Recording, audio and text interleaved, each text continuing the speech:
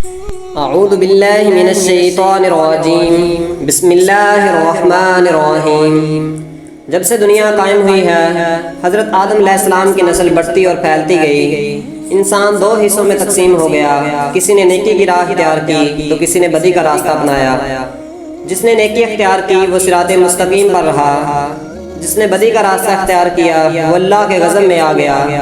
صراط مستقیم پر چلنے والوں کی تعداد ہمیشہ ہی کم رہی ہے، گمراہ انسانوں کی تعداد زیادہ رہی۔ ان گمراہ لوگوں کو راہ راست پر لانے کے لیے اللہ کے نبی آتے رہے۔ حضرت آدم علیہ السلام کے زمانے کے بڑے عرصے بعد اللہ نے حضرت نوح علیہ السلام کو بھیجا۔ آپ علیہ السلام پر 10 صحیفے نازل ہوئے تھے۔ حضرت نوح علیہ السلام اللہ کے نبی تھے۔ آپ علیہ السلام کو آدم ثانی بھی کہتے ہیں۔ آپ علیہ السلام کے زمانے میں بھی گمراہی پھیلی ہوئی تھی، صرف چند لوگ ہی نیک تھے، اکثریت گمراہ لوگوں کی تھی۔ آپ نے اپنی قوم کو راہ راست پر لانے کے لیے تبلیغ شروع کی۔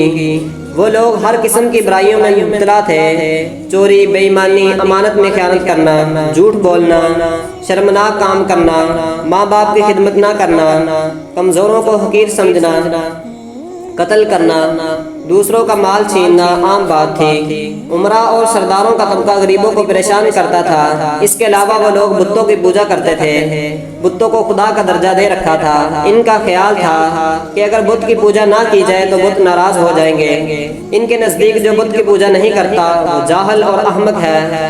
انہوں نے 4 بت بنا رکھے تھے جن کے نام ود، سوا، یغوث، نصر تھے۔ حضرت نوح علیہ السلام اپنی قوم کو دعوت حق دیتے، اچھے کام کرنے کا حکم دیتے، برے کاموں سے روکتے۔ ایک روز آپ علیہ السلام نے ضیافت کا اہتمام کیا۔ ضیافت میں ہر حیثیت اور طبقہ کے لوگ شریک تھے۔ آنے والے مہمانوں میں غریب بھی تھے، امیر اور سردار بھی تھے۔ صاحب حیثیت اور سردار غریبوں کے ساتھ اٹھنا بیٹھنا پسند نہیں کرتے تھے، انہیں حقارت سے دیکھتے تھے، نفرت کرتے تھے۔ لیکن حضرت نوح علیہ السلام نے سب کو یکجا کر دیا۔ لوگوں نے ضیافت کے اہتمام کا سبب دریافت کیا تو آپ علیہ السلام نے فرمایا، بھائیو، ہماری قوم کے لوگوں میں بگاڑ پیدا ہو گیا ہے۔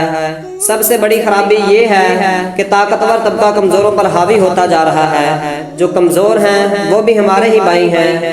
تم غریبوں کے ساتھ اٹھنا بیٹھنا پسند نہیں کرتے، تم ان سے نفرت کرتے ہو۔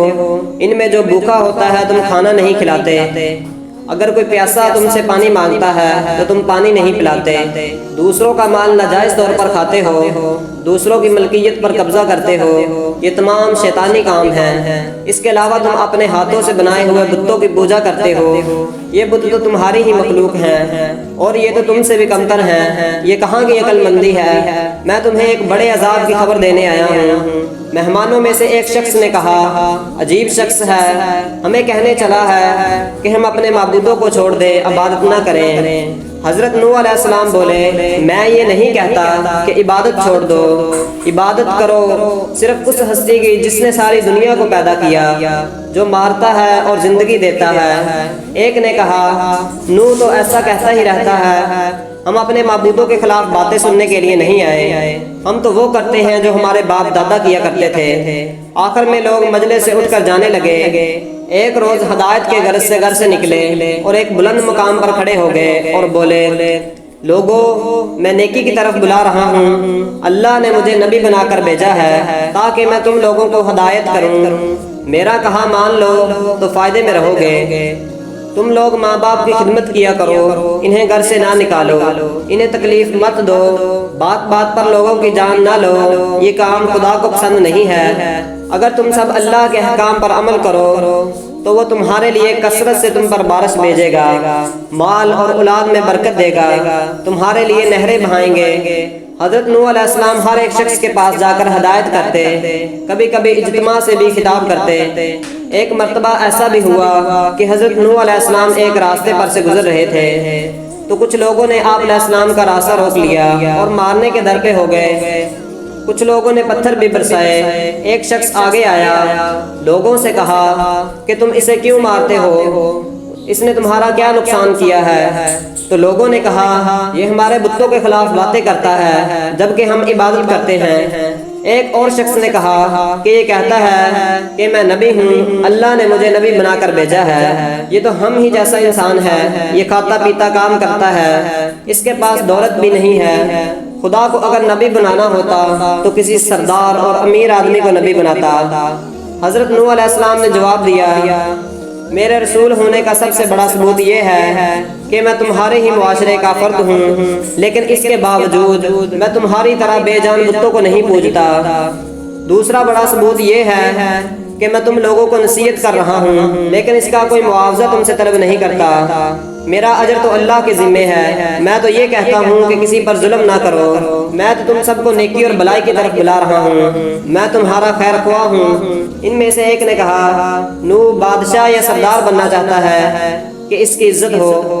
حضرت نوح علیہ السلام نے فرمایا، تمہاری عقلوں کو کیا ہو گیا ہے کہ پتھروں کو پوج رہے ہو؟ اے قوم، اللہ کی عبادت کرو، وہی عبادت کے لائق ہے، اللہ کے سوا کوئی معبود نہیں۔ جب تم اللہ پر ایمان لاؤ گے تو تم برائی سے دور رہو گے۔ نہ میں بادشاہ بننا چاہتا ہوں نہ سردار، میں تو صرف نیکی کی طرف بلا رہا ہوں۔ کیا تم نہیں دیکھتے کہ اللہ نے چاند اور سورج پیدا کیے، چلنے کے لیے فرش بنایا اور تمہیں نعمتیں دی؟ حضرت نوح علیہ السلام جب یہ باتیں کہتے تو لوگ کانوں میں انگلیاں ڈال لیتے، ایک لفظ بھی سننے کے لیے تیار نہیں ہوئے۔ ایک موقع پر حضرت نوح علیہ السلام نے اپنی قوم سے فرمایا، اے نادانو، یہ کیوں نہیں سمجھتے ہو؟ یہ دنیا تو ایک آزمائش کی جگہ ہے، تمہارے سامنے اچھائی اور برائی دونوں ہیں۔ اے قوم، میں تم کو آنے والے دن سے ڈراتا ہوں، اس دن کوئی کسی کے کام نہیں آئے گا۔ دیکھو، جو غریب ہے مجھ پر ایمان لائے ہیں، لیکن تمہیں دولت کا غرور ہے۔ اے قوم، غریبوں کے ساتھ حسن سلوک سے پیش آؤ، بھوکوں کا خیال رکھو۔ ان میں سے ایک سردار نے غرور اور تکبر سے کہا، فرض کرو کہ ہم تمہاری بات مان لیتے ہیں، کیا تم پر ایمان لا کر غریب اور 2 ٹکے کے لوگوں کے ساتھ مل جائیں جو تمہارے ساتھ ایمان لائے ہیں؟ ایسا نہیں ہو سکتا۔ آپ علیہ السلام کو ذلیل کرنے کی کوشش کرتے، مذاق اڑاتے، آوازیں کستے، منہ پھیر لیتے، لیکن آپ علیہ السلام نے صبر کا دامن ہاتھ سے نہ چھوڑا بلکہ اپنا کام جاری رکھا۔ آپ علیہ السلام کی بیوی اور آپ علیہ السلام کا بیٹا بھی منکرین اور کافروں میں تھا۔ حضرت نوح علیہ السلام نے دعا کی، اے میرے رب، میرے پروردگار، میں نے اپنی قوم کو رات دن سمجھایا، حق کی طرف بلایا، میرے بلانے پر وہ زیادہ بھاگتے رہے۔ میں نے اعلانیہ اور خفیہ سمجھایا تو انہوں نے کانوں میں انگلیاں ٹھونس لیں۔ اللہ تعالیٰ نے حضرت نوح علیہ السلام کو وحی بھیجی کہ ایک کشتی بناؤ اور ظالموں کے بارے میں کچھ نہ بولو۔ اللہ کے حکم کے مطابق آپ علیہ السلام نے کشتی تیار کرنا شروع کی۔ کچھ لوگوں نے مذاق کرتے ہوئے پوچھا، اے نوح، کیا بنا رہے ہو؟ آپ علیہ السلام نے بتایا کہ میں کشتی تیار کر رہا ہوں کیونکہ اللہ کی طرف سے عذاب آنے والا ہے۔ اللہ نے جو ڈیل دے دی ہے وہ ختم ہو رہی ہے، جب وقت آئے گا ہر طرف پانی ہی پانی نظر آئے گا، صرف وہی بچے گا جو اس کشتی میں سوار ہوگا، جو بت پرستی سے توبہ کرے گا، گناہوں سے معافی مانگے گا، اسی کو اس کشتی میں جگہ ملے گی۔ لوگ بولے، اے نوح، یہ زمین تو خشک ہے، ایسے آثار بھی نہیں ہے کہ اتنا پانی ہو جائے کہ کشتی تیرنے لگے۔ نوح کا تو دماغ ہی چل بسا۔ حضرت نوح علیہ السلام اس قسم کی باتوں سے بالکل مایوس ہو چکے اور اصلاح کی کوئی امید ہی نظر نہیں آ رہی تھی۔ جب کشتی بن کر تیار ہو گئی تو لوگ کشتی میں غلاظت پھینک دیتے۔ کشتی میں کوئی ایسی جگہ نہ تھی جہاں غلاظت نہ ہو۔ کافر غلاظت پھیلانے کے لیے کشتی کے اندر جایا کرتے تھے، یہ ان کا معمول بن چکا تھا۔ ایک مرتبہ ایک کوڑ کا مریض بھی اپنے ناپاک مقصد کے ساتھ کشتی کے اندر گیا۔ اس کے سڑے ہوئے جسم کے ایک حصے پر کچھ غلاظت لگ گئی۔ کچھ دیر بعد اس نے دیکھا کہ جہاں غلاظت لگی تھی وہ حصہ ٹھیک ہو گیا۔ اب اسے حیرت ہوئی کہ یہ کیا ماجرا ہے، آخر غلاظت سے کس طرح شفا ہو سکتی ہے۔ پھر وہ کشتی کے اندر داخل ہوا اور غلاظت پوری طرح سارے جسم پر مل لی تو دیکھا کہ وہ بالکل تندرست ہو گیا۔ یہ بات کوڑ کے مریضوں کے اندر پھیل گئی تو سب نے کشتی کے اندر داخل ہو کر غلاظت ملنا شروع کر دیا۔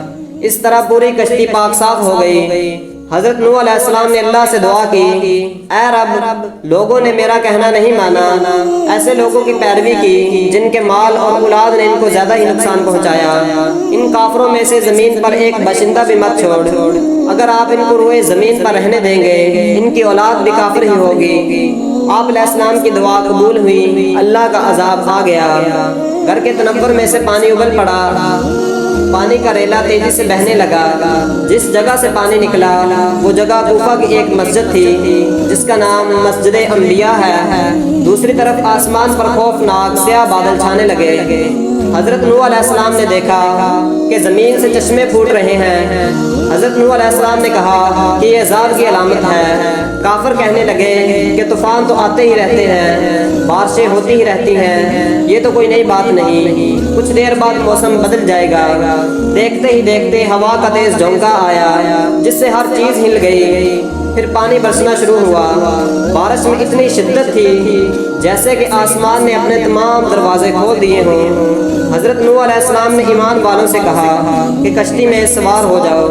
اللہ نے فرمایا کہ ہر قسم کے جانوروں کا جوڑا بھی کشتی میں سوار کر لو۔ حضرت نوح علیہ السلام نے اللہ کے حکم کی تعمیل کی، ہر جانور کا جوڑا سوار کر لیا۔ کشتی میں ایک علیحدہ جگہ پر سب جانوروں کو بند کر دیا گیا۔ طوفان چلنے لگا، بارش سے ندی نالے اور زمین پر پانی بھر گیا۔ پھر زمین کے ہر حصے میں پانی بہنے لگا۔